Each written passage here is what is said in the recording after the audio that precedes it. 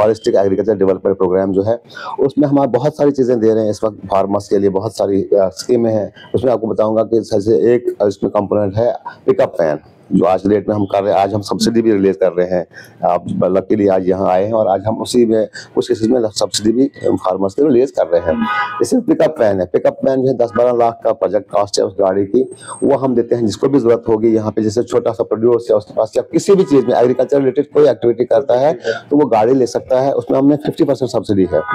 तो 12 लाख की गाड़ी उसको 6 लाख में ही मिलेगी। तो वो यहाँ से उसके मान लीजिए सब्जी उसने लानी है, यहाँ से अखनूर से यहाँ उसने सब्जी लानी है या आरएसपुरा से सब्जी यहाँ लानी है या कहीं से भी लाएगा, कोई भी फार्मर हो तो उसको सब्सिडी 50% सब्सिडी इसमें है, तो ये स्कीम भी ले सकता है ये। उसके अलावा हमारा रेफ्रिजरेटेड वैन एक है।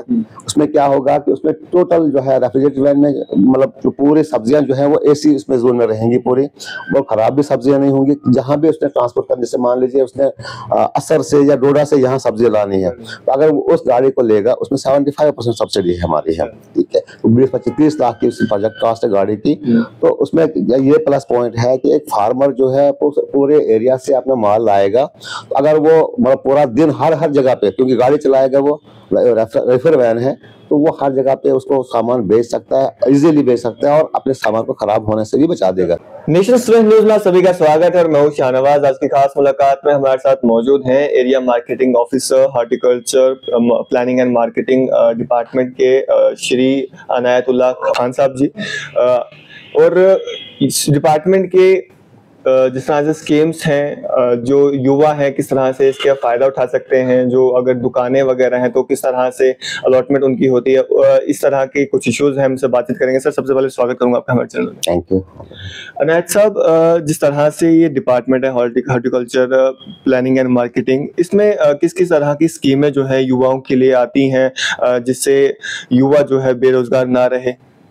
देखिए, मैं सबसे पहले बताऊँ कि हमारा जो डिपार्टमेंट है horticulture planning marketing, post harvest management में डील करते हैं। बेसिकली जो प्रोडक्शन के बाद जो भी प्रोसेस होता है उसके बाद हमारा काम शुरू हो जाता है। जैसे मार्केटिंग है, जो अपने प्रोड्यूस फार्मर ने बनाया उसके बाद उसकी अच्छी कीमत कहाँ से मिले, कैसे हो, पूरी अवेयरनेस हम उनको देते हैं। उसके बाद हमारा काम शुरू हो जाता है। प्रोडक्शन के बाद हमारा काम शुरू हो जाता है।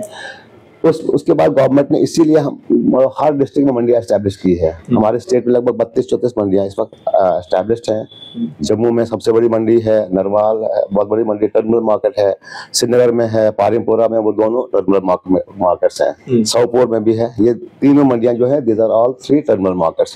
तो यहाँ पे हम अलॉटमेंट करते हैं लोगों को, जो हमारे जो फार्मर्स हैं, ट्रेडर्स हैं, तो फार्मर्स को भी हम देते हैं। तो फार्मर्स यहाँ पे पूरा प्रोड्यूस लाते हैं, यहाँ से वो अपना वो बेचते हैं और इनकी अलॉटमेंट होती है बाज़ाब्ता। आज की डेट में तो जैसे नरवाल में तो अलॉटमेंट अब नहीं है, बहुत पुरानी अलॉटमेंट है, अभी तो यहाँ पुराना ऑक्युपाइड है सारा। लेकिन यहाँ पूरा वैली का ट्रेड हम कहेंगे, बल्कि डोडा डिस्ट्रिक्ट भी कवर है इसमें, वैली से भी सारा यहीं पे जमा हो जाता है, एक्यूमुलेट हो जाता है यहाँ पर प्रोड्यूस सारा, तो यहाँ से फिर बाहर जाता है। ये हमारा बेसिकली जो हमारे डिपार्टमेंट का जो मैंडेट है वो ये है कि पोस्ट हार्वेस्ट मैनेजमेंट है।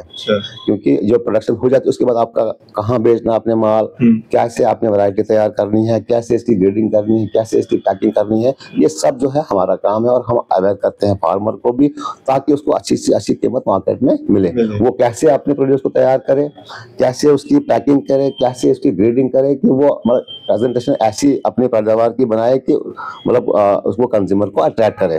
वो चीजें सब गाइडेंस हम देते हैं। उसके अलावा आज की डेट में गवर्नमेंट ने बहुत सारी स्कीमें जो है लॉन्च की है। उसमें एक हमारी HADP है, हॉलिस्टिक एग्रीकल्चर डेवलपमेंट प्रोग्राम जो है, उसमें हम बहुत सारी चीजें दे रहे हैं इस वक्त फार्मर्स के लिए। बहुत सारी स्कीमें हैं। उसमें आपको बताऊंगा कि जैसे एक इसमें कंपोनेंट है पिकअप वैन, जो आज डेट में हम कर रहे हैं। आज हम सब्सिडी भी रिलीज कर रहे हैं। आप लकीली आज यहाँ आए हैं और आज हम उसी में कुछ केसेस में सब्सिडी भी फार्मर्स के रिलीज कर रहे हैं। जैसे पिकअप वैन है, पिकअप वैन जो है 10-12 लाख का प्रोजेक्ट कॉस्ट है उस गाड़ी की, वो हम देते हैं जिसको भी जरूरत होगी। यहाँ पे जैसे छोटा सा प्रोड्यूस या उसके पास या किसी भी चीज में एग्रीकल्चर रिलेटेड कोई एक्टिविटी करता है तो वो गाड़ी ले सकता है। उसमें हमने 50% सब्सिडी है।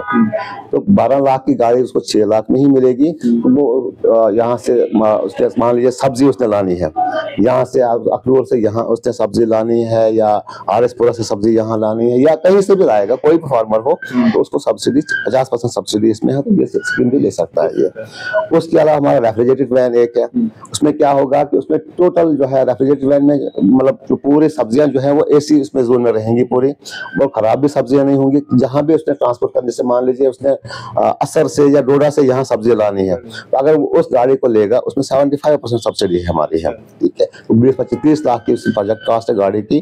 तो उसमें ये प्लस पॉइंट है कि एक फार्मर जो है पूरे एरिया से अपना माल लाएगा, तो अगर वो मतलब पूरा दिन हर जगह पे, क्योंकि गाड़ी चलाएगा वो रेफर वैन है, तो वो हर जगह पे उसको सामान बेच सकता है, इजीली बेच सकता है और अपने सामान को खराब होने से भी बचा देगा।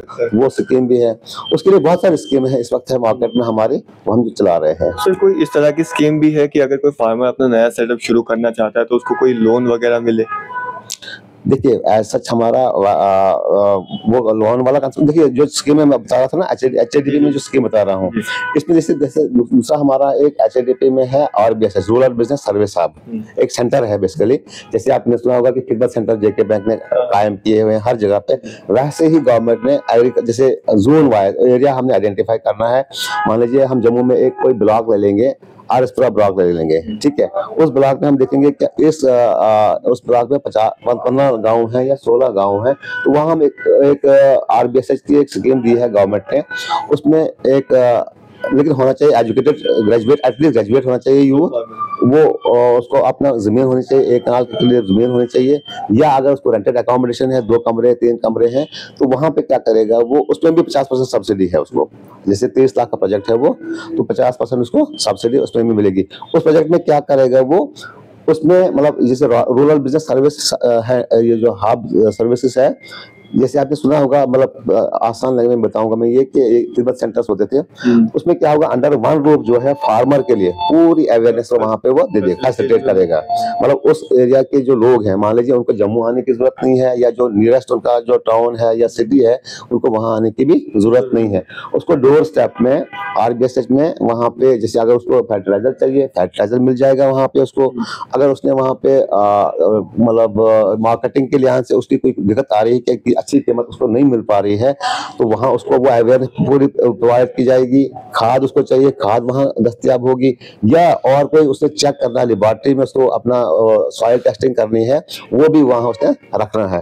तो उस स्कीम का मतलब ये है कि उस जो एरिया के जो लोग हैं बेचारे जो फार्मर्स हैं, उनको बाहर जाने की जरूरत नहीं, घर में ही सारी फैसिलिटी उनको मिल जाएगी। चाहे उसने सब्जी ये उगानी है, बेचनी है, उसको मेंटेन करना, उसकी फर्टिलाइजिंग करनी है, या उसको अच्छी कीमत कहाँ से मिलनी है, वो भी हम उसको घर में स्टेप में वो अवेयर करेगा। कोशिश की जा रही है कि फार्मर्स को फायदा ही फायदा अपडेट, और ताकि वो 100% अच्छा अपना आउटपुट क्रिएट करे। जी जी जी। तो सर अगर हम बात करें नरवाल फ्रूट एंड वेजिटेबल मंडी की, तो यहाँ पर आए दिन जो है चोरियां देखने को मिलती हैं।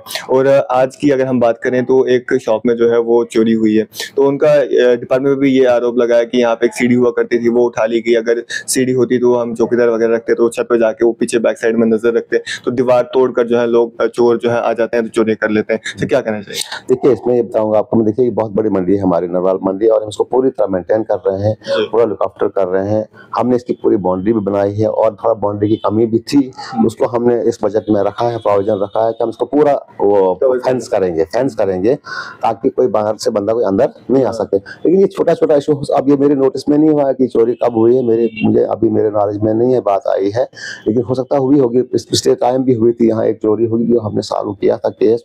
तो बाकी तो हमने पूरा इक्विप किया, मंडी इस वक्त पूरी फैसिलिटेट है, मतलब हमने हर फैसिलिटी वहाँ जनरेट करी हुई है। अब छोटी मोटी चीजें हो जाती हैं, हो सकता है वहाँ उनको प्रॉब्लम मतलब हुई होगी, तो उसमें हम वो डिनाई नहीं करते हैं, लेकिन हमने अपनी तरफ से डिपार्टमेंट ने पूरी कोशिश किया, पूरा इंश्योर किया है वहाँ पे कि सारा हमें सुविधा वहाँ पे हो जो इन चीजों से रोका जाए। तो सर अगर हम बात करें हम फंड की, तो जो जिस तरह से कभी कभार ये कहा जाता है कि जो फर लगाने वाले लोग हैं वो आगे सबलेट जो है ट्रेडर्स ने किए होते हैं। तो इस तरह के मामले भी होते हैं कि जो ट्रेडर हैं वो अब खुद काम नहीं कर आगे सबलेट करते हैं। नहीं, बेसिकली देखिए यहाँ हमने जो सिस्टम बहुत पुराना सिस्टम बना हुआ है, जो ऑक्शन प्लेटफॉर्म है वो अलॉटेड है, उसमें ऑक्शन प्लेटफॉर्म का मतलब जो बेसिकली अलॉट नहीं होता है वो, उसका तो पर्पज ये होता है कि वहाँ हर कोई भी फार्मर वहाँ से आके वो अपना प्रोड्यूस जो है वहाँ सेल करे।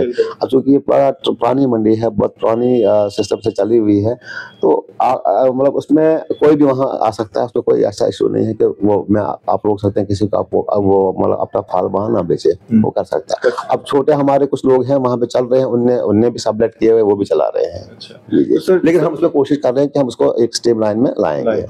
तो सर जिस तरह से अगर हम बात करें हम एंट्री गेट की, तो यहाँ पर जो है जो टू व्हीलर जो व्हीकल चलाने वाले हैं उनको जो है अगर वो 20 किलो या 30 किलो सब्जी जो है अगर टू व्हीलर पे कैरी करते हैं तो उनको चार्ज जो है वो किया जाता है। तो वो टू व्हीलर लोग भी जो है नाराज रहते हैं इस सबसे। तो और यहाँ पे ये कहा जाता है कि डिपार्टमेंट वालों ने ही जो है ये रेट्स यहाँ पे फिक्स किए हैं। तो क्या कहना? देखिए लास्ट ईयर भी हमने टेंडर फ्लोट किए थे यहाँ पे, लास्ट ईयर हमने इसको रखा था बिल्कुल। उसमें रीजन ये थी कि देखिए जो हम टेंडर ये जो अलॉट करते हैं टेंडर, ये मतलब जो इसको आउटसोर्सिंग करते हैं हम इसको, तो इस बार भी हमने टेंडर कर लिया इसकी आउटसोर्सिंग पे, तो आउटसोर्सिंग भी चल रहा है, तो जो हम रेट फिक्स करते हैं वही वो चार्ज करते हैं। उसमें कोई शक नहीं। लास्ट ईयर जो हमने किया था स्कूटर वाले पे, हमने रखा था स्कूटर का नाम भी था, हाँ था, उसमें टू व्हीलर का भी था कि उसमें 40 रुपीज से 20 रुपीज हम चार्ज करेंगे। लेकिन इस बार हमने उसको एग्जाम किया, जब हमें थोड़ा प्रॉब्लम लगी कि मार्केट में ये प्रॉब्लम आ रही है इसमें, तो इस बार हमने उसको एग्जाम किया, हम उसको चार्ज कोई नहीं करेंगे। लेकिन सर यहाँ पे बाहर तो चार्ज किया जा रहा है। नहीं, अभी तो चल रहा है ना कंट्रैक्ट लास्ट ईयर का। हाँ, नया कंट्रैक्ट अब 31 के बाद शुरू होगा, तो उसमें ये चीज नहीं होगी। स्कूटर कवर इसमें नहीं होगा। ये लास्ट ईयर में था, वो चार्ज कर रहे थे, लेकिन अब नहीं होगा वो, हमने इसको रिमूव कर दिया। जी। तो सर क्या आने वाले समय में यहाँ पे अगर हम बात करें इस वेजिटेबल फ्रूट मंडी की, तो यहाँ पे कोई डेवलपमेंटल काम होने वाला है? देखिए मंडी में हमने बहुत सारे काम कर लिए हैं, बहुत अच्छी तरह से डेवलप किया है। स्मार्ट सिटी ने 2-4 प्रोजेक्ट्स बनाए हैं यहाँ।